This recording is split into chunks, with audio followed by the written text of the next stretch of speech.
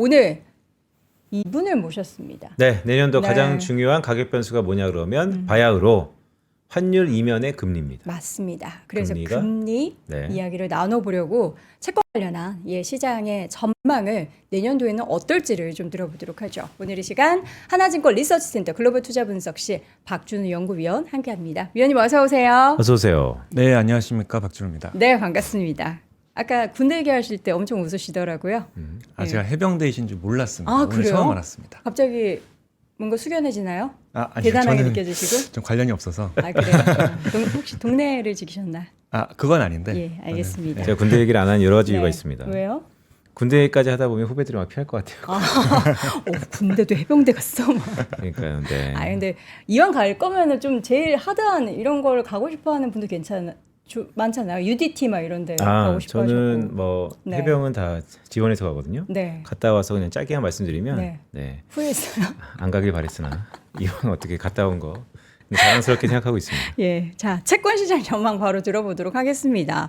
내년도에 있어서의 금리의 방향과 그리고 그 사이클 우리 위원님은 어떻게 좀 예상을 하고 계실까요? 네, 앞에서 이제 인트로를 주셨는데 네. 기준금리 인하 사이클은 이제 지속된다라고 생각을 하고 있습니다. 네. 그런데 시장금리가 반드시 기준금리하고 같이 가는 건 아니거든요. 특히나 기준금리 인하 사이클이 끝날 때가 되면 사실은 시장금리는 그것보다 항상 앞서서 움직입니다. 네. 그래서 보면 연초 이후로 지금 금리, 시장금리는 내려왔거든요. 근데 저희가 기준금리 인하 시작한 건 언제죠? 9월부터 지금 기준금리 인하를 재개를 했지 않습니까? 네. 근데 이제 금리는 그 전부터 내려왔다라는 거죠. 근데 반대로 저는 이제 내년에 금리가 사실은 상승할 것으로 저는 전망을 하고 있는데, 시장 금리요. 네, 국채 금리가 그렇게 보는 이유는 국채 금리는 항상 기준금리 인하 사이클이 끝나기 전에 반등한다는 게 이제 특징입니다. 그래서 지금 이제 화면 한번 봐주시면 이제 경기 사이클하고 국채 금리 사이클을 좀 함께 제가 그려놨습니다. 그래서 먼저 이제 경기 사이클을 보시면 미국은 2024년도 작년도에 미국의 성장이 굉장히 좋았었습니다. 그리고 그 좋았던 성장이 지금은 조금씩 균형 수준 혹은 둔화 쪽으로 가고 있는 추세라고 보시면 딱 되거든요. 근데 여기서 중요한 거는 저희가 이제 경기 사이클이라고 하는 것이 있고 국채 금리는 항상 그것보다 앞서서 움직이게 됩니다. 이건 이제 뭐 주식이나 환율이나 채권 시장에 다 이제 마찬가지인 겁니다. 미래를 반영하기 때문인 거죠. 그래서 연초 이후로 지금 국채 금리가 낮아진 이유는 올해 하반기나 내년 초까지 경기가 둔화될 수 있다라는 우려, 그리고 그거에 따른 기준금리 인하 기대를 이미 반영을 하고 있는 과정이라고 보시는 게 맞아요. 그래서 저는 이제 이 추세가 내년 초까지는 이제 지속된다고 보기 때문에 지금 뭐 TLT라든지 국채 ETF 가지신 분들은 뭐 내년 초까지는 가지고 계셔도 괜찮겠다라는 생각을 가지고 있는데, 네. 이제 보시는 것처럼 저는 이제 내년도 연말로 가면 갈수록 미국 경기 사이클이 오히려 회복한다. 그러니까 경제가 오히려 괜찮아지기 때문에 기준금리 인하 사이클은 어느 순간 종료가 되고 국채 금리는 그것보다 앞서서 반등한다라는 전망을 기본적으로 가지고 있습니다. 그러니까 박준우 의원이 지금 되게 중요한 전망이죠. 다시 한번 화면 다시 한번 띄워주시면요. 이렇게 좀 질문을 드려볼게요. 자칫 이 말씀은 내년도 시중금리는 오릅니다. 금리가 오르면 주식시장에는 좀 부담스럽거든요. 그런데 여기에 근간에는 경기 사이클이 있잖아요. 경기 사이클이라는 게 최근에 AI 붐으로 인해서 이 사이클이 모호해졌다. 아니면 이 사이클이 되게 늘어난다. 역시 가정은 그동안 우리가 쭉 왔던 재고순환의 경기 사이클이 바탕인데 그 사이클이 좀 더 이연되거나 지연되거나 말씀하신 이 전망이 오히려 내년에 시중금리가 인상하는 듯한 기대는 지금 연말에 다 반영되고 실제 시작되면 사이클이 좀 더 바뀌어서 금리 인하가 계속해서 지속될 수 있다. 이렇게 바뀔 수는 없을까요? 물론 가능합니다. 그래서 저는 이제 기준금리를 미국을 3%로 전망을 하고 있는데 이게 지금 시장의 기대보다는 조금 더 낮은 수준이에요. 그래서 저는 항상 연준의 통화 정책은 생각보다 더 완화적일 것이다 라는 전망을 가지고 있는 건데, 이제 채권 시장 입장에서 보면 우선 기준금리 하는 게 좋습니다. 네. 처음에 항상 좋아요. 근데 기준금리 인하를 하는 목적이 뭐냐면 결국 경기를 좋게 만들기 위함인 거거든요. 그러면 중장기적으로는 어떤 채권 시장 입장에서는 리스크가 있는 겁니다. 주식을 말씀 주셨기 때문에 주식 관점에서 생각을 해보면 금리가 오르면 진짜 주가에 부담이 되느냐, 그런 얘기 항상 나오거든요. 금리가 내려갈 때 그 주가가 좋은지, 금리가 올라갈 때 주가가 안 좋은지. 근데 그거는 항상 상황에 따라 다르고 두 개의 가중치를 같이 비교를 해봐야 돼요. 어떤 걸 비교를 해야 되는 거냐면 어쨌든 지금 기준금리 인하를 하는 것은 노동시장에 약간의 균열이 보였기 때문에 기준금리 인하를 하는 거거든요. 그럼 그 중에서 어떤 힘이 더 강한지를 판단을 해야 되는 거예요. 과연 경기가 꺾이는 힘이 더 강한 것인지 아니면 그것을 역전시키려고 하는 통화정책 완화의 힘이 더 강한 것인지를 봐야 되는 거기 때문에 네. 내년도에 저희 이제 기준금리가 꽤 된다라고 보고 국채금리가 올라간다라고 보는데 주가에 나쁘냐라고 보면 꼭 그렇지는 않을 수도 있는 거죠. 왜냐? 경기가 반등하기 때문에 금리가 먼저 오르는 거거든요. 그런 상황에서는 뭐 강한 긴축 기조로 전환되는 게 아니라고 하면 그게 반드시 주가에는 뭐 나쁘다라고 말하기는 조금 어려울 것 같습니다. 그 말씀은 내년도에 시중금리가 오르는 것은 인플레이션보다는 경기가 좋아서. 그것도 이제 말씀드리려고 했는데 네. 인플레이션은 경기 다음에 나오는 후행 변수입니다. 아하. 그래서 인플레이션이 나오려면 경기가 좋아야 돼요. 지금 제가 인플레이션 걱정하지 않는다고 말씀드릴 건데 지금 당장 그 이유는 경기가 그렇게 좋지 않기 때문에 당장은 인플레이션 걱정하지 않으셔도 되는 거고요. 내년도 하반기, 내년 후년 생각해 보면 인플레이션 리스크가 그때는 이제 좀 나올 수 있다. 근데 그 전에는 항상 경기의 반등이 먼저 나온다라는 겁니다. 그러면 내년도에 좀 하반기 쪽에는 경기가 좀 좋아지는 상황을 예상을 하고 계시는 거군요. 네, 맞습니다. 이유는요? 이제 아까 보여드린 장표에 사실 모든 게 들어가 있는데 네. 결국 정책인 겁니다. 올해를 생각해 보면 저희가 어떤 뉴스들을 많이 봤냐면 트럼프의 관세율이 과연 몇 %인가. 뭐 이런 트럼프 정책에 따라서 굉장히 많이 시장이 움직였고 경제도 많이 움직였거든요. 근데 저는 이제 내년도에 중요한 미국의 정책은 저희가 흔히 아는 정책들. 그러니까 어떤 한 국가의 정책을 본다라는 것은 통화 정책과 재정 정책이 가장 큰 두 개의 축이거든요. 그 두 축을 봤을 때는 전부 다 성장률이 긍정적인 방향입니다. 즉 정부도 돈을 더 쓰는 방향으로 올해 감세 법안을 통과시켰고요. 통화 정책도 현재 긴축적인 수준에서 완화적으로 이제 조금씩 가고 있는 과정이기 때문에 네. 두 개의 정책 축이 경기에는 굉장히 긍정적인 요소로 작용할 것이다 이렇게 보고 있습니다. 근데 복귀해 보면 트럼프 2기 시작해서 네. 상호 관세, 고율 관세 세상이 망할 것 같다는 뷰가 많았어요. 근데 아직까지 중간이지만 뚜껑을 열어보면 글로벌 자산 가격은 사상 최고치입니다.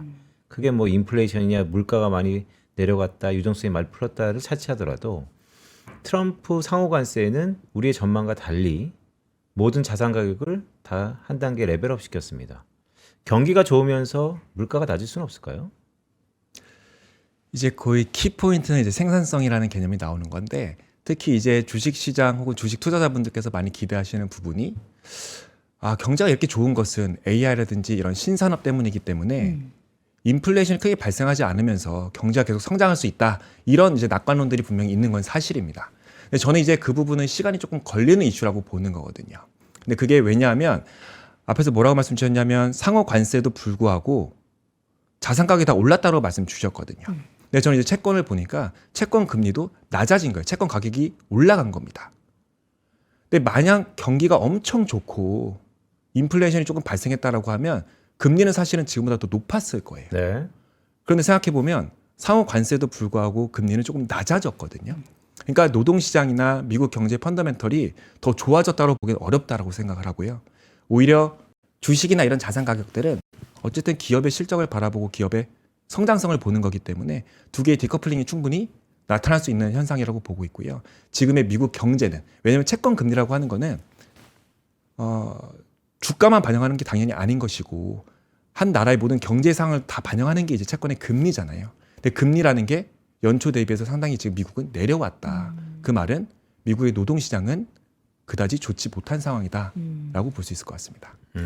그러면 지금 상황에서 이제 경기가 더 안 좋아지는 것을 막기 위해서 앞서 말씀해 주신 것처럼 이제 정책의 영향으로 내년 후반쯤에 되면은 미국의 경기는 다시 한번 이제 좋아지게 되고 그러면 우리가 시나리오를 짤 때는 일단은 금리 인하의 기조는 내년 상반기쯤에 마무리될 거라고 예상을 하면 되나요? 저는 이제 3분기를 마지막으로 생각을 하고 3분기. 있고 기준금리 인하는 근데 이제 국채 금리는 그 전에 이제 바닥을 본다라는 거죠. 저는 이제 그 바닥을 1분기 정도로 생각을 하고 있습니다. 박준우 위원의 뷰면 내년도 중간 선거를 앞둔 트럼프와 여당은 상당히 곤욕스러운 상황인데 왜냐하면 그 전에 경기도 위태할 수도 있고 시중금리는 이미 상승하고 있고 그러면 가만히 있지 않을 거 아니에요. 근데 우리가 기대하는 것 중에 하나가 연준 의장 임기가 내년 5월 15일이죠. 그렇죠. 그런데 해가 바뀌면 아니면 여차하면 뭐 다음 달에 뭔가 새로운 연준 의장이 나타날 거다 이런 기대가 많아요. 그런 기대를 하는 이유는 그가 결국 트럼프처럼 뭐 MMT를 비롯해서 완화적인 스탠스를 필 거다 이런 기대가 막 높은데 어떻게 보세요? 첫 번째는 뭐 누가 되더라도 친트럼프다 거기에 동조하시는지, 두 번째는 연준 의장이 내년도 우리 자산 시장의 변수일까요? 엄청 중요한 변수죠. 우선 트럼프 측 인사가 되는 거는 당연한 얘기인 거고요. 이제 내년 5월 달 현재 의장 파월 의장의 임기가 끝나고 나면 이제 지명이 될 텐데 그 전에 연준 이사 자리가 하나가 빕니다. 그래서 아마 2월 달부터 차기 연준 의장 후보가 연준 이사직직을 먼저 시작을 할 것 같습니다. 그러면 그 새로운 연준 의장이 트럼프가 원하는 바대로 기준금리를 엄청 내린다든지 어떤 조금 굉장히 완화적인 정책을 펼칠 수 있느냐? 저 그렇게 보지는 않아요. 아 그래요? 네. 왜요? 왜냐하면 연준 위원들은 커뮤니케이션의 달인들이거든요. 그러니까 이게 무슨 말이냐면 누가 보더라도 이건 독립적 훼손이다라고 하는 정책은 절대 펼치지 않아요. 그러니까 지금 기준금리 인하를 하는 분들도 일각에서는 트럼프의 압박을 받았다라고 보는 이제 시각들도 있는 건데 사실은 지금 기준금리 인하를 계속 주장하셨고 12월 달에도 기준금리 인하를 주장하시는 분들은 다 나름대로의 근거가 있거든요. 그 근거라고 하는 게 트럼프가 원해서가 아니고 경제 상황을 비추어 봤을 때 우리는 선제적으로 기준금리 인하하는 것이 좋겠다라고 합리적인 판단을 하시는 거예요. 그게 또 어떻게 보니까 트럼프의 정책과 좀 맞은 거고. 맞아 보이는 거죠. 그래서 연준 위원들은 항상 그 선을 잘 타거든요. 그러니까 저도 이제 기준금리를 전망을 할 때 딱 3%다 이렇게 전망하지 않고 보통 이렇게 레인지로 많이 보게 돼요. 아, 뭐 낮으면 3%일 것 같고 높으면 3.5%겠다라고 이제 보통 여러 가지 경제 지표들을 보고 판단을 하게 되는데 지금 연준 위원들의 성향은 어떻게 변하는 거냐면 극단적으로 기준금리를 낮추는 것이 아니고요. 시장이 받아들일 수 있는 정도 범위 내에서 낮은 범위의 기준금리를 놓겠다라는 겁니다. 제가 이제 가장 마지막에 말씀드리려고 했던 부분이 앞에서 이제 MMT 이런 거 말씀 주셔가지고 즉 비전통적인 통화 정책에 대한 부분을 이제 말씀을 주신 거라고 이해를 하면 네. 저는 이제 가장 중요한 정책을 연준의 대차대조표 정책이라고 보고 있습니다. 네, 그게 좀 더 쉽게 얘기하면 어떤 정책이죠? 그냥 QE인가요? QE와 비슷하다고 볼 수도 있는데 저는 이제 QE가 아니라고 보는 거고요.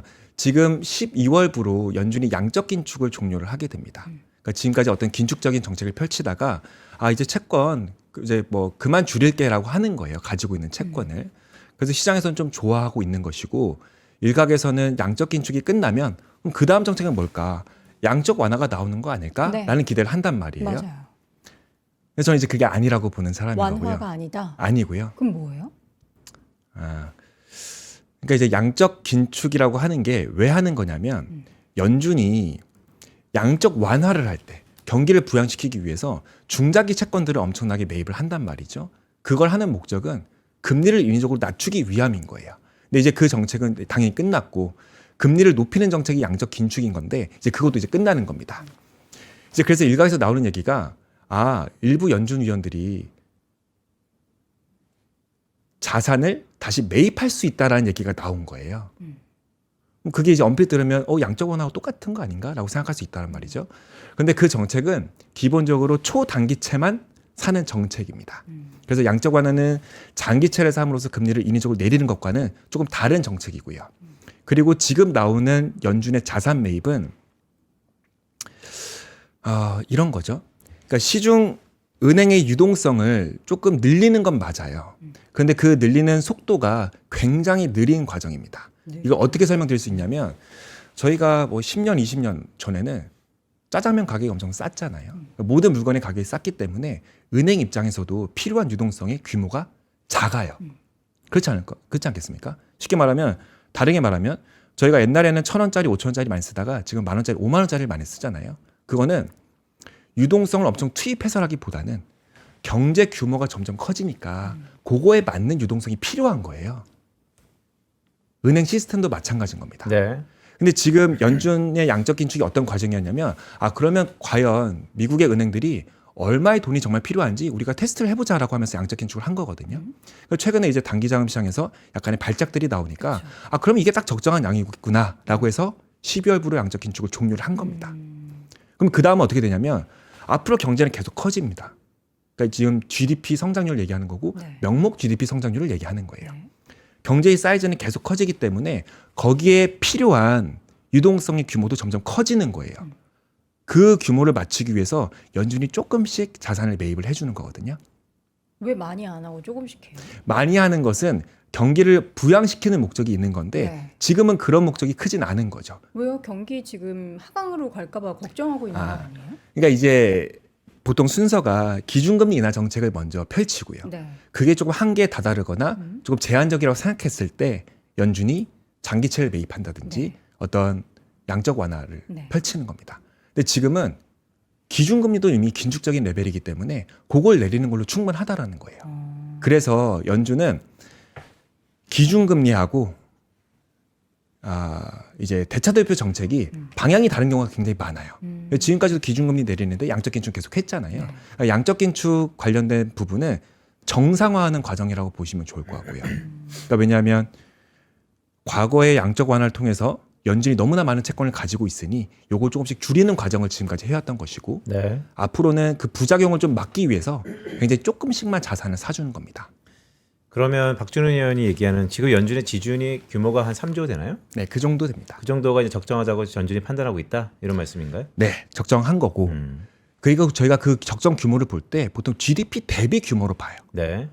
그 이유는 앞에서 말씀드린 것처럼 3조 달러가 10년 후에 3조 달러와 10년 전에 3조 달러가 규모가 다른 거잖아요. 그러니까 비율을 픽스한다. 네, 비율을 지금 뭐 한 일정한다. 뭐 8% 9% 정도 될 9%? 텐데 네. 뭐 9에서 10% 정도를 유지를 하는 거고요. 근데 제가 이제 말씀드리려고 했던 거는 그럼 내년에 중요한 정책은 뭐냐? 양적 완화가 아니기 때문에 별로 중요하지 않아요.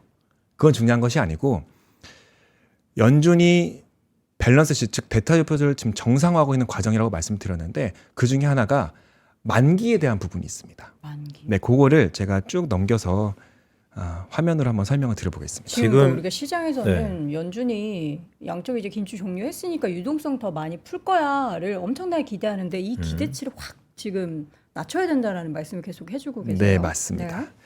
지금 연준이 갖고 있는 미국채의 듀레이션, 즉 평균적인 만기채의 기간이 한 7년 되나요? 한 9년 정도 됩니다. 그래요? 네. 그래서 그걸 이제 화면을 통해서 보여드리려고 네. 하는데 우선 이제 왼쪽 그림을 보시면 재무부가 이제 국채를 발행하는 주체이기 때문에 네. 재무부가 발행한 전체 국채의 만기별 비중이에요. 보시면 10년물 이상의 비중이 한 15에서 20% 정도가 되는 거고요. 반면에 연준은 10년 이상의 채권을 가지고 있는 채권 중에서 38%를 가지고 있는 겁니다. 왜냐? 연준은 채권을 가지게 된 배경이 경기가 안 좋을 때 양적 완화를 통해서 채권을 보유를 했기 때문에 만기가 굉장히 긴 거예요. 그래서 이걸 조금 오른쪽 차트로 요약을 해보면 위에 있는 실선이 연준이 가지고 있는 국채의 평균 만기고요. 밑에 있는 점선이 미국 국채의 평균 만기입니다. 보면 연준이 만기가 긴 거죠. 이거는 괜찮으신가요? 근데 저게 네. 의미하는 건 결국 시장에서는 연준이 갖고 있는 것보다 단기물들이 거래가 되고 장기물은 연준 안에 딱 파킹돼 있어서 돌아가지 않는다는 얘기잖아요. 네. 연준은 대신 그거를 꽉 잡고 있어서 금리에 튀는 것을 막고 있고 네, 맞습니다. 이거에 대한 부작용은 뭐예요? 근데 이제 연준이 정상화를 한다는 거는 이 만기를 줄이는 거거든요. 그러니까 궁극적으로 연준의 대차대표 정상화 되려면 이 만기 9.0년을 재무부의 평균 만기, 국채 발행 전체 평균 만기인 5.9년 수준으로 줄이는 게 궁극적인 방향이라는 겁니다. 아까 말씀드렸죠? 만기를 높은 수준으로 계속 가지고 있으면 시장이 굉장히 좋은 거예요. 왜냐하면 말씀 주신 것처럼 장기물이 쫙꽉 잡고 있잖아요. 네. 근데 그걸 점점 안 해야 되거든요. 왜냐하면 장기물을 많이 가지고 있는 거는 그만큼 나쁘게 말하면 좀 다르게 표현하면 시장을 지금 왜곡하고 있는 거예요. 네. 왜냐하면 연준이 임의적으로 가지고 있는 거잖아요. 가격 판단에 무관하게 어떤 정책적인 요인으로 장기 국채를 그냥 가지고 있는 겁니다. 시장 입장에서는 부담이 굉장히 덜한 거죠. 근데 지금 계속 나오는 얘기 그리고 12월 FOMC 의사록에서 어떤 얘기가 있었냐면 이 만기를 조금씩 줄여야 된다라는 거예요. 근데 만기를 줄이는 방법이 어떻게 되냐면 지금은 연준이 가지고 있는 채권의 만기가 돌아오게 되면 그 원금 상환분이 있을 거잖아요. 그걸로 단기 채권도 사고 중기물, 장기물 이렇게 다 골고루 사주고 있어요. 그러니까 만기가 거의 비슷하게 유지가 되는 겁니다. 그런데 연준위원들이 생각하는 방향성은 뭐냐면 만기 상환이 돌아와서 나에게 돈이 생기면 그것을 장기채를 사주지 않고 단기물만 사주는 거예요. 그러면 평균 만기가 줄어들겠죠. 그 정책이 내년에 나온다라고 하면 그게 이제 국채금리의 상승 리스크가 된다라고 그렇죠. 보시면 될 것 같고요. 근데 이제 뭐 아침 주식시장 얘기지만 제 채권 시장이 되게 중요한 얘기니까 네. 이걸 한번 여쭤볼게요. 그럼 자 미국의 장기채는 지금 인기가 없어요. 미국의 부채에 대한 우려 때문에 시장은 그렇게 생각을 하고 있습니다. 연준마저 안 사면 이 장기채는 누가 사죠? 그게 이제 어려운 거죠. 그래서 연준이 지금까지도 계속 사왔던 거고 이제 외국인들도 점점 수요가 좀 약해지는 부분들이 나오니까 뭐 은행들의 규제를 완화한다든지 아니면 지금까지 개인들이 또 많이 사줬었고요. 그리고 뭐 스테이블 코인 통해서 단기물을 사는 방법도 있을 것이고 뭐 여러 가지 방법들이 있는 건데 제가 이걸 왜 말씀드렸냐면 이 정책을 실행하느냐 안 하느냐가 엄청 중요하다라는 뜻인 거거든요. 그렇죠. 근데 실행하신다고 보시니까 미국의 장기채가 인기가 없어지면 금리가 튈 텐데 그렇죠. 오히려 거꾸로잖아요. 정책이. 그러니까 정책 실패란 말이죠. 뭐 정책 실패라고 볼 수도 있고요. 트럼프 입장에서는 정책 굉장히 원하지 않는 정책인 거고 이 부분에 대해서 압박을 굉장히 많이 가할 것 같아요. 그래서 앞에서 제가 뭐라 말씀드렸냐면 기준금리는 독립성 훼손 여부가 별로 티가 나지 않는다라고 말씀드린 거거든요. 왜냐하면 매크로 상황을 봤을 때 충분히 기준금리 3%까지 내리는 게 정당화가 되는 수준인 거예요. 제가 정말 중요하게 하는 정책은 방금 말씀드린 정책인 겁니다. 이 정책은 실행할 수도 있고 안 할 수도 있어요. 그래서 제가 이제 이슈라고 박아놓은 건데 이 정책을 실행하지 않으면 저는 이렇게 판단할 것 같습니다. 지금 트럼프 정부, 벨센트 재무장관, 최근에 합류한 스티븐 마이런 연준 이사들이 이런 정책들에 굉장히 빠삭한 분들이거든요. 맞아요. 이 정책을 굉장히 만류하고 있을 거라고 저는 지금 추측을 하고 있어요. 저도 그렇게 생각하는데. 네. 근데 그럼에도 지금까지 말씀해 주셨던 네. 그 내용이 있을 가능성이 원래는 연준의 스탠스라면 있었는데 네. 정부 관계자분들은 이거를 하지 않도록 뭔가 회유를 할 거다. 네. 이미 그렇게 하고 있을 거라고 보는 거고요. 결국에는 내년도에 지금 우리 위원님께서 말씀해 주셨던 그 연준이 완화를 하는 게 적극적이지 않을 것이다라고 예상을 하셨지만 결국에는 완화할 거다. 그러니까 서두로 돌아가면은 생각보다 통화 정책이 더 완화되고 유연해질 거다. 그러니까 이게 좀 통화 정책 말씀드릴 때 그 뉘앙스의 차이가 항상 좀 네. 있어서 문제인데, 그러니까 지금 시장이 기대하는 양적 완화의 기대는 그건 저는 조금 너무 과도한 기대고 좀 잘못된 부분들이 있다라고 생각을 하는 거고요. 그렇죠. 근데 이 부분 되게 중요한 네. 거라서 저희가 이제 계속 의문점이 트럼프 친트럼프라고 하죠. 네. 그들이 소수 의견으로 지금은 치부되고 있습니다. 의사라고 간간히 보면. 근데 되게 공격적인 발언들을 많이 하는 것 같아요.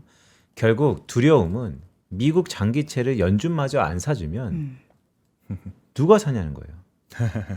그거 어떻게 생각하세요?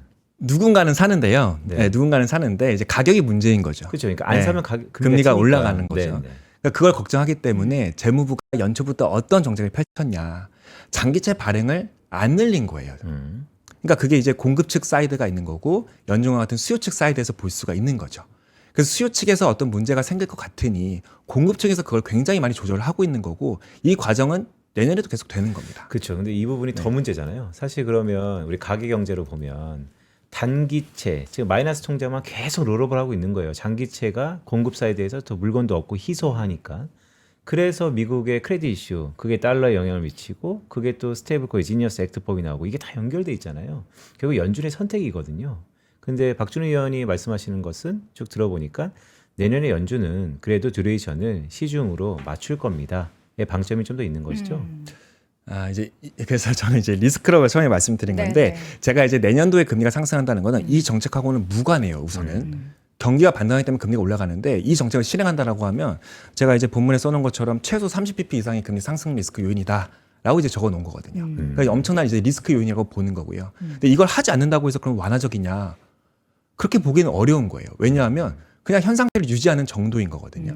근데 이제 일각에서 기대하는 자산을 뭐 좀 공격적으로 매입해가지고 네. 유동성을 확충한다든지 이런 거는 자산시장 전반에 큰 영향이 없는 정책이고요. 그건 정말 단기자금 시장에만 좀 국한된 정책이라고 저는 보는 겁니다. 네. 그러면 연준 내부에서 네. 어쨌든 이 길어진 듀레이션을 좁힌다라는 것에 의견이 모아져 있는 건 맞습니까? 그래도 컨센서스는 맞다라고 생각을 그래요? 합니다. 네. 근데 이제 왜냐하면 지금 당장 기준금리 인하할지 안 할지가 너무 중요하잖아요. 그러니까 사실 이 문제는 약간 수면 아래로 가라앉아 있는 상태인 거죠. 훨씬 더 중요한 문제잖아요. 근데 그 지금 당장으로 보면 네. 연준위원들도 커뮤니케이션 할 때 이 대차대표 정책을 엄청 디테일하게 시장과 커뮤니케이션 하지는 않거든요. 중요한 건 기준금리를 어떻게 판단할 거고 지금 네. 고용시장이나 물가에 대해서 보통 많이 커뮤니케이션 하니까 시장에서 많이 관심 못 받지만 당연히 채권 시장에서는 이게 너무나 중요한 이슈이기 때문에 제가 한번 그러니까 말씀을 드린 왜냐하면 겁니다. 제가 계속 밀사 여주사를 계속 얘기했어요. 그 이유는 유동성에 대해서 또한 최종 대우자로 연준이 역할을 할 거라고 전망을 갖고 있는데 네. 지금 박준우 의원이 말씀하신 것은 제 전망이 완전히 꺾일 수 있는 리스크 중에 하나입니다. 그래서 제가 계속해서 이제 모니터링하고 네, 좋습니다. 어떻게 보면 이렇게 딴지를 막 거는 건데 되게 두렵죠. 그런데 과연 2026년 이 엄중한 시기에 연준의 이 시험적인 내가 볼 때는 모형이라고 보거든요. 이거는 부작용이 엄청나잖아요. 그걸 내년에 연준이 할 수 있을까에 대해서도 시장 참가자 입장에서는 퀘스천이거든요. 그렇죠. 그렇기 때문에 가장 큰 리스크인 거예요. 왜냐하면 어차피 할 것 같은 정책이면 시장이 걱정을 안 합니다. 네. 왜냐하면 다 이제 반영이 되는 거잖아요. 근데 이 정책은 실행이 되면 리스크고, 근데 안 할 것 같기도 하고, 그 말은 실행되면은 상당한 리스크는 분명한 거고요. 근데 제가 이제 이 내용을 너무 지금 딥하게 말씀드리다 보니까 제 본래 의도가 조금 희석이 될 수가 있는데 제 의도는 뭐였냐? 첫 장표에서 말씀드린 것처럼 내년도 경기가 좋아진다라는 거예요. 그 이유는 유동성 정책이 아니고 기준금리를 상당히 내리기 때문에 그런 효과들로 경기가 좋아진다라는 거거든요. 그래서 연준이 완화적으로 가는 방향성에 대해서는 저도 기본적인 방향성을 가지고 있는 겁니다. 네. 그런데 이제 거기서 좀 걸림돌이 될 수 있는 이슈를 하나씩 말씀드린 거고, 요거는 지금 시장이 제대로 반영할 수 없는 정책이고 네. 실행된다라고 하면 상당한 리스크 요인이다. 그렇죠. 이렇게 내년 말씀 주겠습니다. 어느 순간에는 나올 수 있는 항상 뇌강 같은 것이다. 네, 라는 맞습니다. 말씀 주시는 거죠. 국내 얘기를 좀 살짝 해봤으면 좋겠어요. 국내 한국에서의 금리가 지금 오르고 있는 그 배경은 네. 뭘까요? 이제 한국은 한 2, 3개월 전만 하더라도 네. 이미 기준금리 인하를 계속 동결하던 시기였거든요. 근데 그때 기준금리를 왜 동결했는지 원인을 물어보면 보통 이제 이런 겁니다. 금융 안정이라고 하는 거죠. 예, 부동산, 뭐 대책의 효과를 지켜보겠다라든지 환율도 조금 안정을 찾지만 불확실하니까 네. 금융 안정 요인이 굉장히 강했어요. 그런데 지금 상황은 어떻게 변한 거냐면 금융 안정 상황은 더 안 좋아졌고요. 왜냐하면 환율이 급등했기 때문에. 네. 그런데 그것만 가지고는 금리가 이렇게 오르지 않습니다. 금리가 이렇게 오는 거는 성장률이 빠르게 회복할 것이라는 기대가 더 강해졌기 때문인 거예요. 좋은 거네요. 좋은 이유로 금리를 안 내리는 부분도 있습니다. 그러니까 이전에는 커뮤니케이션이 이렇게 되는 거죠. 경기가 내수만 바라봤을 때 너무 안 좋은 건 사실인데 네. 기준금 인하해야 되는 게 맞는데 네. 우리는 가계부채라든지 이런 구조적인 요인에도 신경을 쓰기 때문에 기준금리 인하에 조금 더 신중하겠다는 입장이었다고 하면 네. 아마 이번 주에 금통위가 열리거든요. 이번에는 성장률에 대한 기대도 같이 반영이 될 거예요. 그게 뭐냐면 경제가 정말 안 좋을 때는 사실 부동산 환율이 그렇게 중요하겠습니까? 경제가 침체면 그렇죠. 기준금 인하하는 거예요. 네. 그래서 저희가 뭐 1, 2분기에도 환율이 높아질 때도 기준금 인하를 했거든요. 경제가 너무 안 좋았기 때문에. 근데 지금 하는 총재께서 혹은 하는 위원들께서 이렇게 부동산이나 가계부채 문제라든지 환율에 더 집중할 수 있는 배경은 성장률이 바닥을 찍고 회복하고 있기 때문에 그런 부분들에 더 포커스를 할 수 있다라는 거죠. 그렇기 때문에 지금 기준금리가 안 내려갈 거다라는 전망이 있는 거고 국채 금리는 지금 3년물 금리가 거의 뭐 3%에 거의 육박을 한 상황이었거든요. 지금 기준금리가 2.5%입니다. 네. 그러니까 기준금리가 2.5%인데 3년물 금리가 뭐 2.8, 2.9%라고 하는 것은 그럼 기준금리 인하 안 하겠네 라는 기대가 이제 반영된 결과라고 보시면 되겠습니다. 어떻게 보세요? 저는 내년에 아까 미국 국채금리 올라간다고 말씀드렸잖아요. 한국 국채금리는 굉장히 좋게 봅니다. 좋게 본다는 거는 금리가 떨어질 수 있다라고 보거든요. 그럼 지금의 연말의 금리의 급등은 기회라고 보는 거죠. 그러니까요. 그 기회라는 것에 있어서는 국내에 물론 채권 투자하시는 분들도 있지만 주식 시장에 미치는 영향에 대해서도 긍정적으로 보시는 거죠.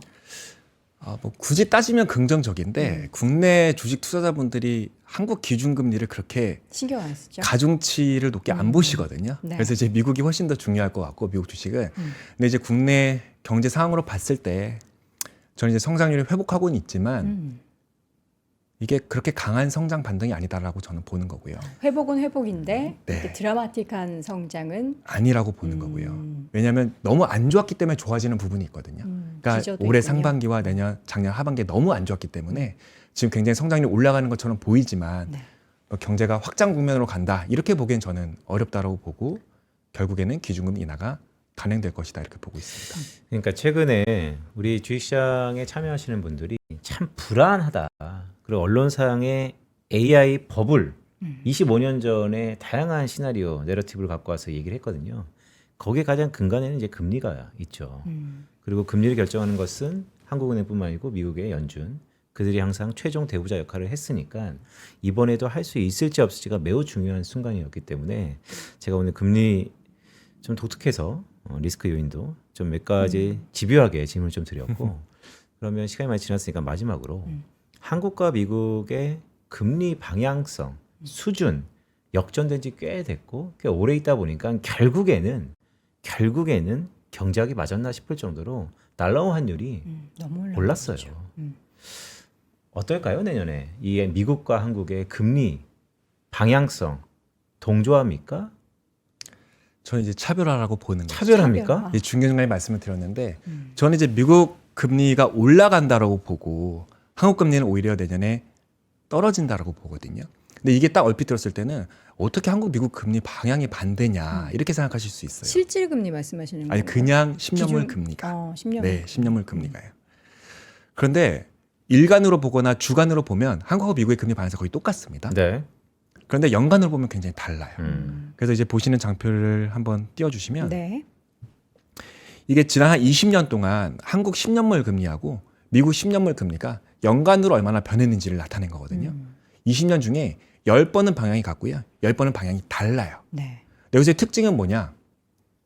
경제가 침체에 빠지거나 글로벌 경제가 침체가 발생하거나 2022년도 3년도처럼 글로벌 인플레이션이 발생한다든지 이러면 당연히 통화정책 방향성이 한 방향이니까 같은 방향으로 가는 겁니다. 네. 그런데 뭐 어느 나라는 기준금리를 계속 인하하고 어느 나라는 기준금리를 동결한다든지 그러니까 미묘한 통화정책의 차별화가 발생하는 구간들도 굉장히 많거든요. 그런 구간들에서는 금리가 다른 경우가 굉장히 많다라는 거고요.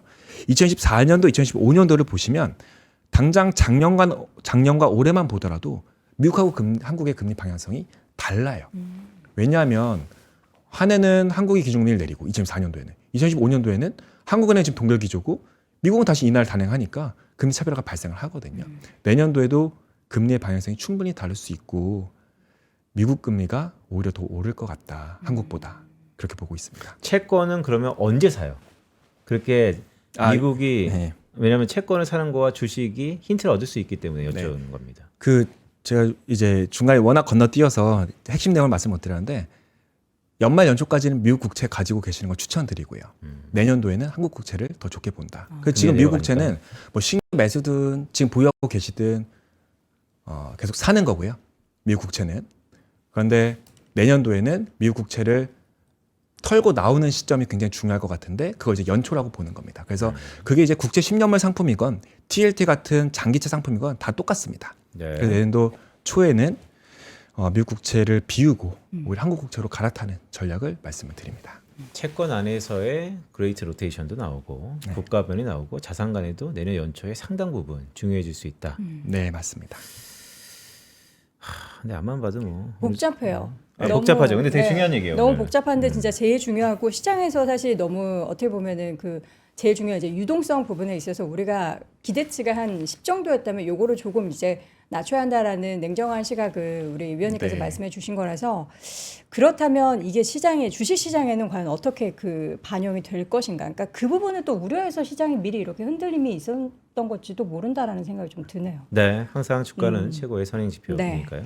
자, 관련해서 과연 또 미국이 또 어떠한 이제 정부 쪽에서의 압박이 또 벌어지게 될지 어떤 정책에 또 새로운 변화가 나타나게 될지도 계속 우리가 지켜봐야 될 것 같습니다. 자, 오늘 채권 금리 이야기 한번 나눠봤고요. 하나증권 리서치센터 글로벌 투자 분석실의 박준우 연구위원과 함께했습니다. 위원님 고맙습니다. 고맙습니다. 네, 감사합니다. 자, 이렇게 해서 오늘도 월스트리트 모닝 브리핑 함께하셨습니다. 이번 주는 지난주보다는 조금 그래요? 변동성이 덜했으면 좋겠어요. 더 커질 것 같은데요.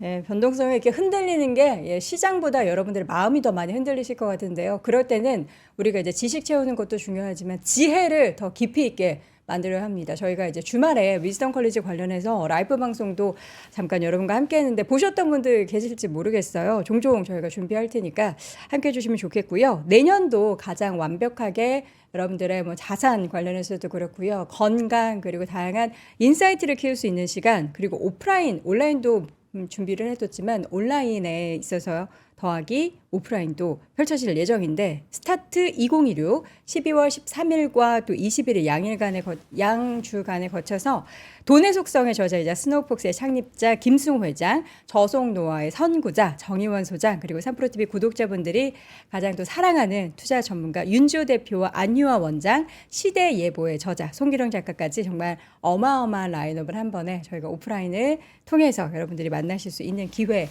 준비하고 있습니다. 무료 초청 드립니다. 위즈덤 컬리지 2016과 함께 하시면 이 모든 것들을 무료로 함께 하실 수 있으니까요. 또 선착순이기 때문에 여러분 빠른 선택 해주시기 바랍니다. 자세한 내용은 영상 하단 링크 통해서 확인해 보시기 바라겠고요. 저희는 내일 오전 6시에 다시 돌아오겠습니다. 여러분 오늘도 고맙습니다. 고맙습니다.